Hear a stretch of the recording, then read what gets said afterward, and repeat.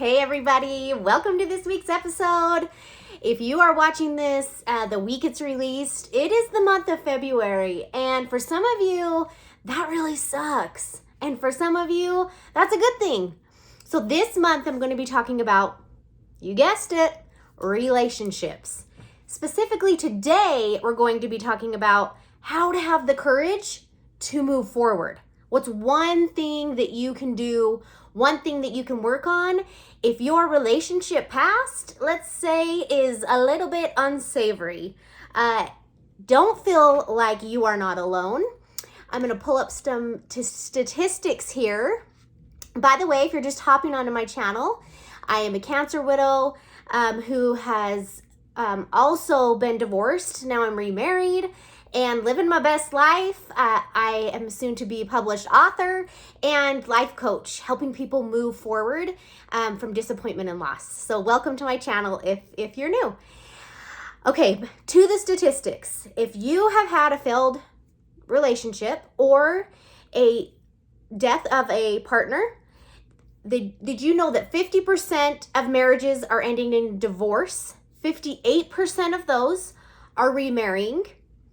The estimated number of widowed persons worldwide, this was as of 2020, is approximately 350 million, with the large majority, about 80%, being widowed women. Globally, that means about 1 in every 15 in marital ages are widowed.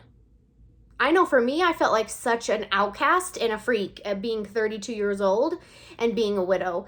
You have this picture of this, wrinkly, gray-haired picture of what you're going to be like if you're possibly a widow. And then when that changes and you're younger, it's not really talked about. And I didn't really know anybody that was widowed at my age.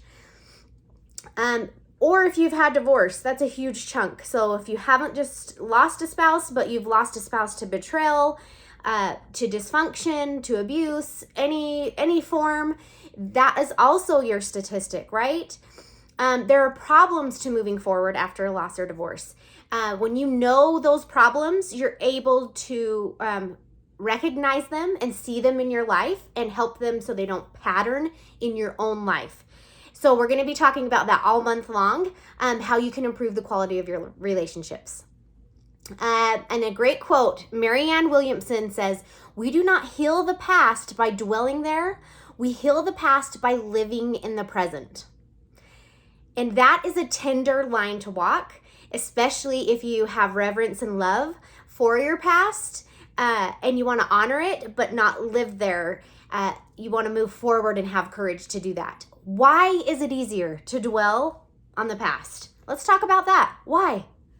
Why is it easier? If you are familiar with,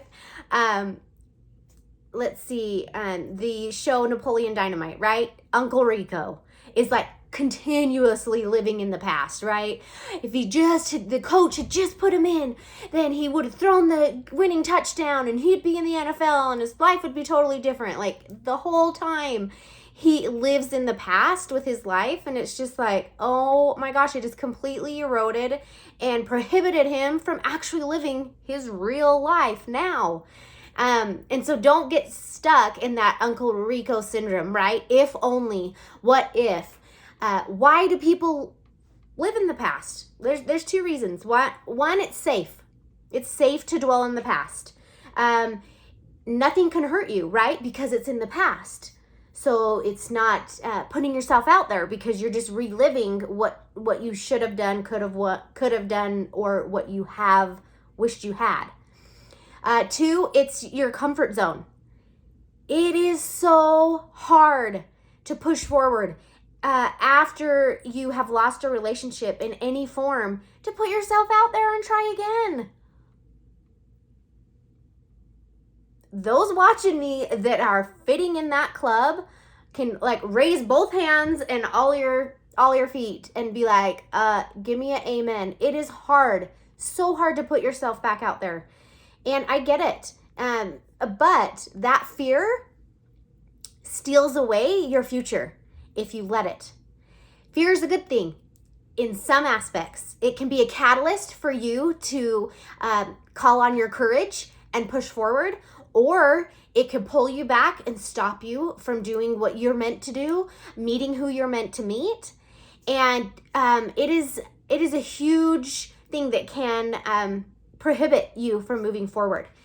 Generating fear and anxiety can stop and does stop most people in their life from doing whatever they want. Even if, if somebody said the graveyard is full of the best inventions and the best intentions, right? That people don't act on it because they're scared. Like, what? Well, what if this? What if that? Your fear dominates your choices.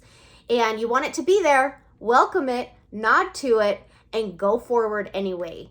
All right? In Joshua chapter 1, verse 9, it says, and this is the big man, have not I commanded thee to be strong and of good courage?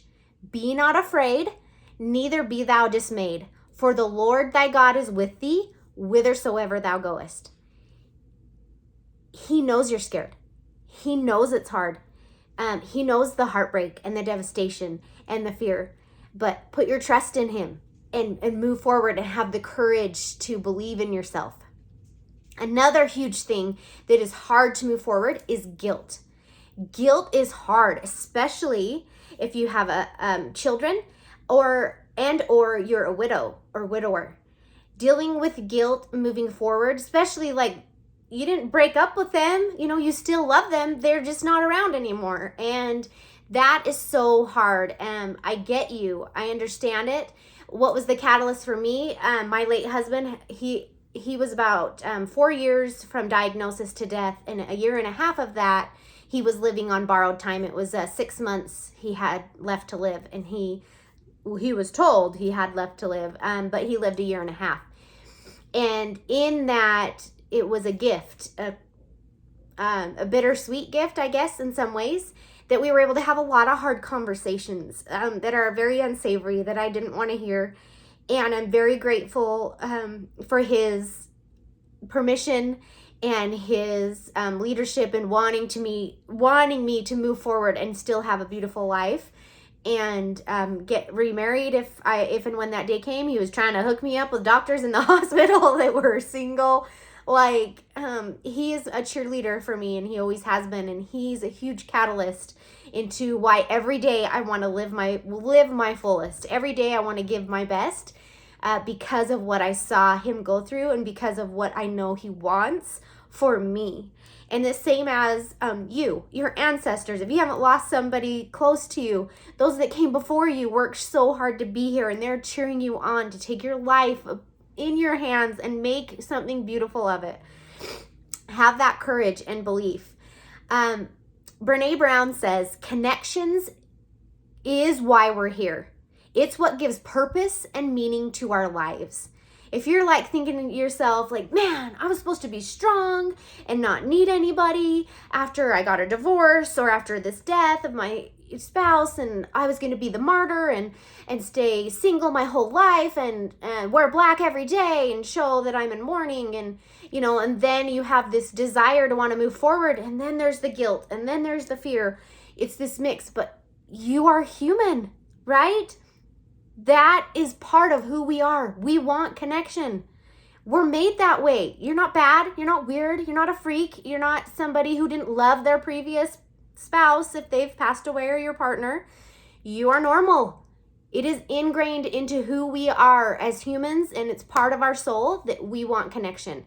And as we've talked about last month with goal setting, there is never going to be a perfect time to start. There is never going to be the chips to fall down exactly how you feel they need to be before you move forward.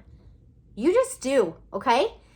And a tip I have for you today is I want you to write down an empowering statement. Something that inspires you. Let's see, for one, my imperfections and challenges have made me stronger, and I'm a deserving human of a beautiful and happy life. Whatever it looks like to you. Every day in every way, I'm getting stronger and stronger. I deserve to have the life of my dreams. Whatever it is, write it down and look at it, read it, incantation, say it, believe it, and you'll start to attract and build the belief in yourself. Okay? All right, if you're listening and you've hung in here this far and you're like, hey, I'm already in a good relationship. Like, I think I'm going to pass this episode on to my friend, but hang in there for you. I have some homework for you. If you're already in a great relationship, I want you to take this challenge this week and to share an intimate conversation with your partner or spouse. Be vulnerable. What are you dealing with right now that's hard for you in your life? Deep down that you might not want to admit. Have a vulnerable conversation, because when we're vulnerable and we share our truth, it brings our connection closer, and that safe space is sacred. And if you're in a good relationship, and I've had my share of not, but if you are in a good relationship, you can safely share how you feel, and that's a beautiful thing, even though it's hard. Do it. So that's your homework this week if you're currently in a relationship. A tip, if you want the possibility of a relationship and you're like, yeah, but it's I don't want to swipe left or right. Like it's a miserable mess out there in the dating world. I get you. My tip is join a community, something that you are interested in, that other interested people, like-minded people, just shared interest. And it's not even, they might not be romantically involved with you, but such as like a church group, a service group, club with your interests. I know it's a little bit hard through COVID and, whether that's they're meeting on Zoom or, just look in your community and see where your interests lie and how you can connect with others, even if it's not romantic, but get connections and friendships. Okay, and then lastly, if you are dating someone who has lost a spouse or a partner, or has previously been in a bad relationship, and you feel there's a definite future, my advice for you is to keep showing up. Be consistently there. Be a safe person that they can share their feelings. And your commitment in their healing and showing up for them is so massive. So if they're worth it, if you jive with them and they have a past that's hard for them at the moment to move forward from, show that you're committed to hanging in there and being that safe person. And also this week, if you are watching on YouTube, you can leave in the comments what maybe has worked for you to help with your relationship or to help you move forward from a fractured relationship in any way, whether death or divorce or a separation. And I love you guys, and I am excited to be able to talk about relationships this month with you. I'm so grateful for the relationships that I've had in my life, and my heart is so full of gratitude, even for the bad relationships that I've had. They've taught me a lot. And I didn't lose, and I learned, especially from a divorce. And I'm so grateful for the opportunities that I've had in my life to learn. I'm glad that I'm not living those anymore, but I'm grateful for the lessons that it has taught me. If you are struggling and you need help moving forward, I just might be your girl. Check out my website, KamilleBauer.com. You can go to mentoring there. You could get a free mentoring session with me for 30 minutes and see if you might want to join my tribe and have me help you move forward and find hope and peace and happiness in your life. But I can't wait to talk to you guys next week, and sending the love here from the studio. Love you guys. Bye-bye.